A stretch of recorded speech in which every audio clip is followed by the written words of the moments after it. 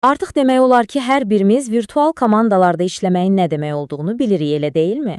Amma bu yeni iş rejiminin ən böyük sınağı bəlkə də etimaddır. Uzaqdan işləyərkən bir-birimizə necə güvənə bilərik?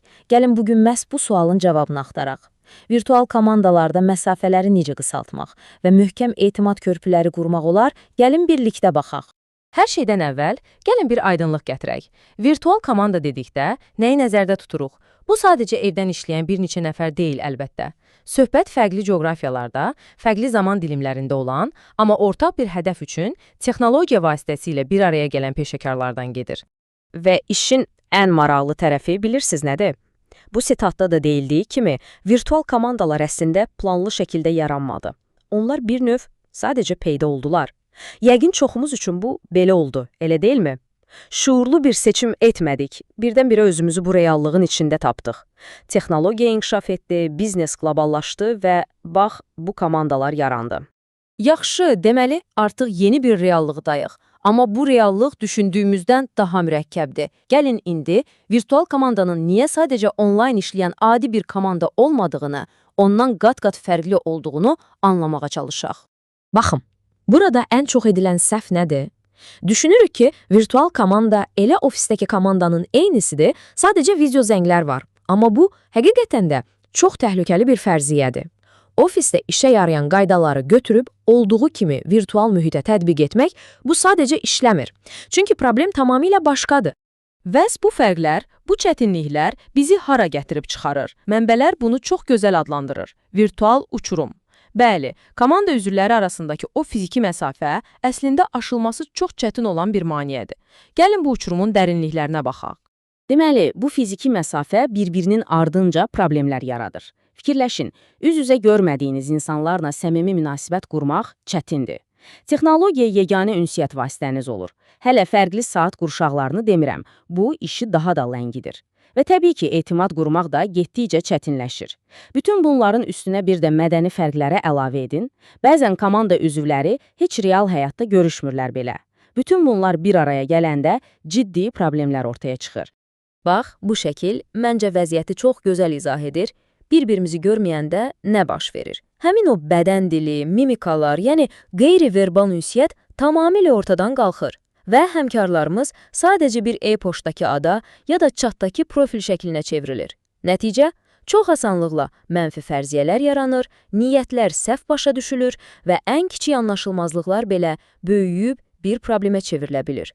Yaxşı, deyə bilərsiniz ki, nə olsun, biraz anlaşılmazlıq oldu. Amma bunun bədəli nədir? Yəni, bu etimad probleminin işin nəticəsinə real ölçülə bilən təsiri varmı? Var, həm də necə?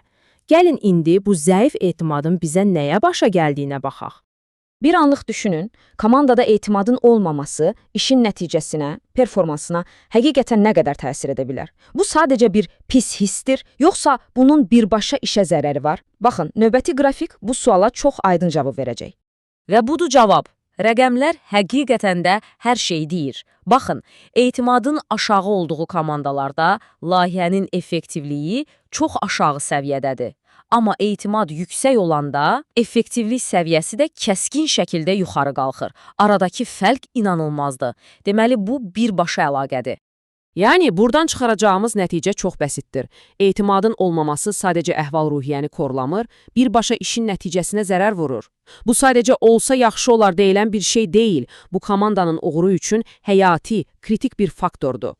Yaxşı, problemi anladıq, vəziyyətin nə qədər ciddi olduğunu da gördük. İndi isə ən vacib suala gələk. Bəs bu virtual uçurumun üzərindən körpünü necə qurmaq olar? Gəlin həll yolundan danışaq və hər şey təbii ki, liderdən başlayır. Virtual komanda lideri olmaq xüsusi bacarıqlar tələb edir əlbəttə. O, etibarlı olmalı və insanlarda etimad yaratmalıdır. Lazım olan resursları təmin etmək üçün siyasi cəhətdən çevik olmalıdır. Mütləq şəkildə fərqli mədəniyyətləri anlamalıdır və ən əsası, hər hansı bir ünsiyyət problemi yarananda qətiyyətli addım atıb onu həll etməlidir. Bütün bunların təməlində isə yenə də etimad dayanır. Bu sitat əslində hər şeyi çox sadə izah edir. Əgər komanda üzvləri lider olaraq sizə şəxsən etibar etmirsə, gördüyünüz işə inanmırlarsa, heç bir irəliləyişdən söhbət gedə bilməz. İstənilən strategiya, istənilən texnologiya heç biri işə yaramayacaq.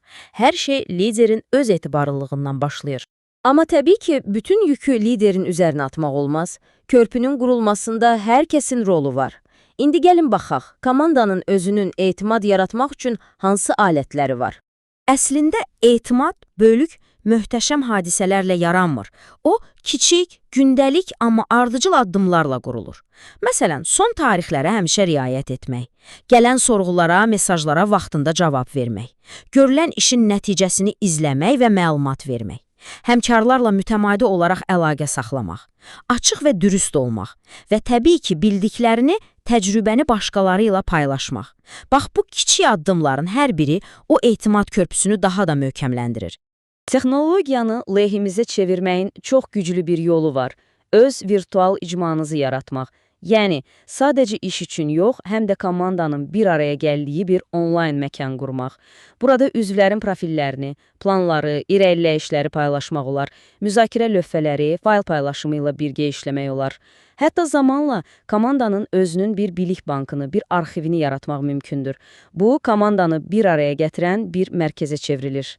Və bütün bunların nəticəsi nə olur? Bax, belə bir mənzərə. Harada olmasından asılı olmayaraq, işinə bağlı, motivasiyalı və məhsuldar bir komanda üzvü. Amma heç vaxt unutmayaq, texnologiya burada sadəcə bir alətdir. O körpünü quran əsl şey, məqsədyönlü şəkildə qurulan insani əlaqədir. Və sonda gəlin bir anlıq öz komandamız haqqında düşünək. Sizin komandanız bugün etimadı gücləndirmək üçün nə edir? Bəlkə heç nə, bəlkə də çox şey. Bugün danışdıqlarımızdan sonra komandanızdakı etimadı artırmaq üçün sabah ata biləcəyiniz ilk addım nə olardı? Bəlkə bir həmkarınıza sadəcə salam, necəsən yazmaq? Unutmayın, ən uzun yollar da ilk addımla başlayır.